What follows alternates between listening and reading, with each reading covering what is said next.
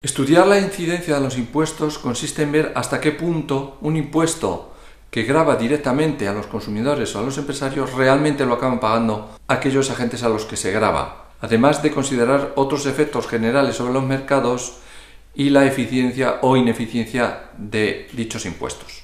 Nos vamos a centrar en impuestos por unidad de producto, es decir, impuestos que directamente gravan el precio por unidad del bien o servicio que se trate. Cuando el impuesto recae sobre los consumidores, estamos hablando típicamente de los impuestos indirectos.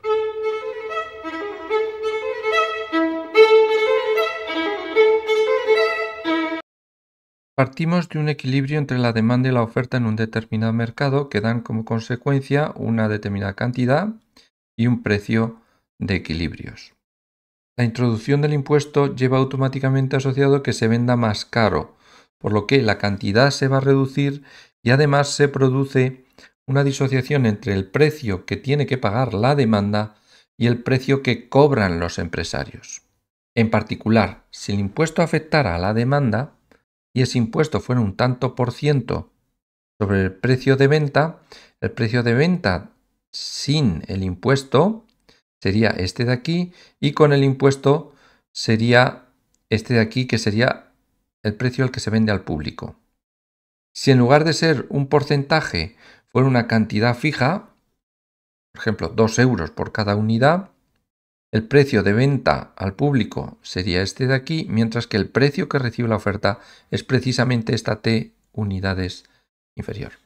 Da igual que el impuesto lo tengan que pagar los consumidores o los empresarios. En el caso en el que lo tengan que pagar los empresarios, de la oferta el precio que les quedaría a los empresarios sería el precio al que se vende al público menos el importe del impuesto. Esta sería la cantidad en caso de que fuera un porcentaje determinado, o si fuera una cantidad fija por unidad, simplemente habría que restar esa cantidad al precio de venta.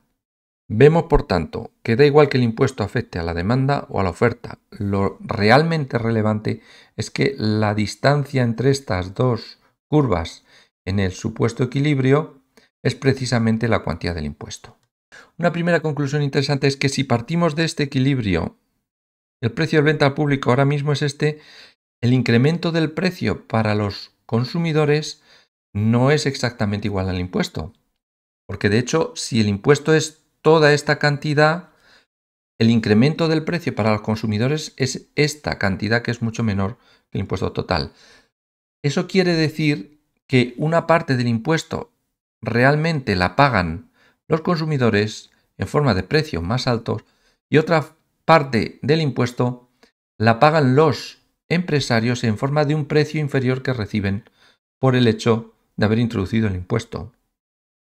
Hay que recordar que el impuesto en realidad no deja de ser una subida de precios artificiales por el hecho de que la administración entra como un agente adicional en el mercado.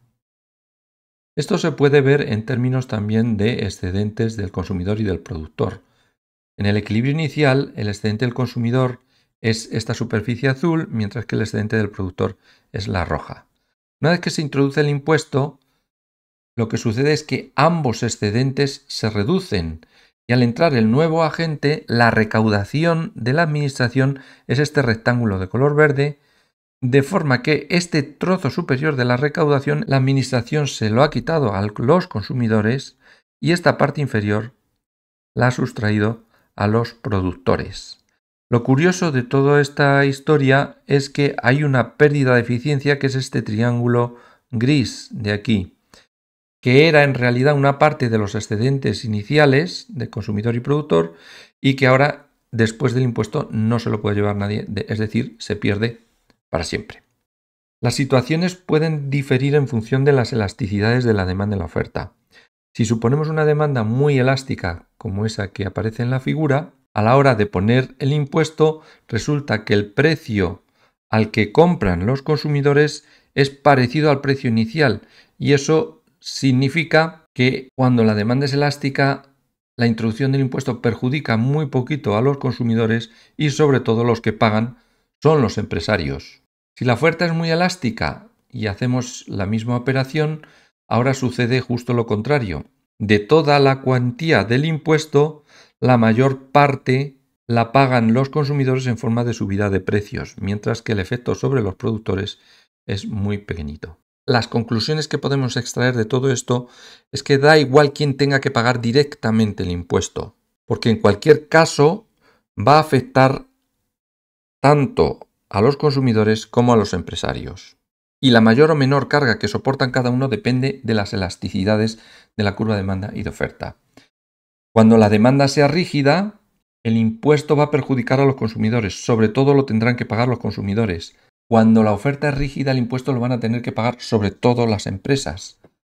Y lo contrario sucede con curvas elásticas. Cuando la demanda es elástica, los consumidores trasladan el impuesto a las empresas y cuando la oferta es elástica, los más perjudicados son los consumidores. En definitiva, quien tiene rigidez acaba siendo el más perjudicado.